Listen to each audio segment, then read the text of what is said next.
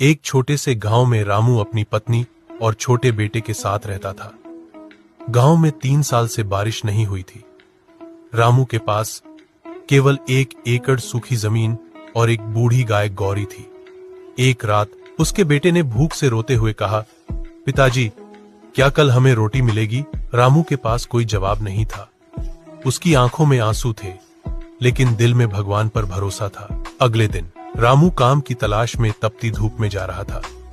रास्ते में उसने देखा कि एक बूढ़ा बंदर एक सूखे पेड़ के नीचे प्यास से तड़प रहा है। रामू के पास एक छोटी सी बोतल में थोड़ा सा पानी बचा था, जिसे उसने अपने बेटे के लिए रखा था। रामू के मन में द्वंद्व चला, अगर यह पानी बंदर को दे दिया तो मेरा बेटा क्या पिएगा? लेकिन बंदर की छटपटाहट देखकर उसका दिल पसीज गया। उसने पानी बंदर को पिला दिया। पानी पीते ही बंदर एक तेजस्वी शी में बदल गया। ईश्वर ने कहा, रामू, तुमने अपनी जरूरत से ऊपर दया को रखा। ये 3 जादुई बीज लो, इन्हें तभी बोना जब तुम्हारी ईमानदारी की परीक्षा हो। 3रा अध्याय, लालच और ईमानदारी। रामू ने बीज आंगन में बो दिए। कुछ ही दिनों में वहां अद्भुत पौधे उगाए। यह खबर गांव के दुष्ट और लालची जमींदार तक पहुंच गई। जमींदार ने रामू के घर जाकर उसे डराया, रामू, यह जमीन मेरी है, या तो ये पौधे मुझे दे दो या कल अपना घर खाली कर दो। उसी रात रामू को सड़क पर जमींदार की मोहर लगी एक भारी थैली मिली, जो हीरों से भरी थी। अगर रामू उसे रख लेता तो वह शहर जाकर महल खरीद सकता था, लेकिन उसे शक की बात याद आई।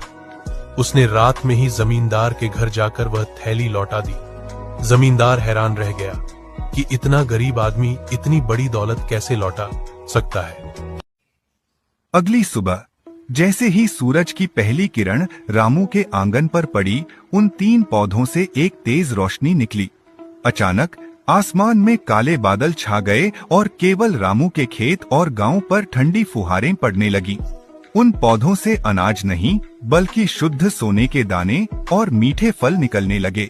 सबसे बड़ा चमत्कार यह हुआ कि रामू की बूढ़ी गाय गौरी फिर से स्वस्थ हो गई और उसका घर अनाज से भर गया। जमींदार ने अपनी गलती मानी और रामू के पैरों में गिर गया। रामू ने उसे माफ कर दिया और अपनी फसल का एक बड़ा हिस्सा गांव के उन गरीबों में बांट दिया जो भूख से तड़प रहे थे।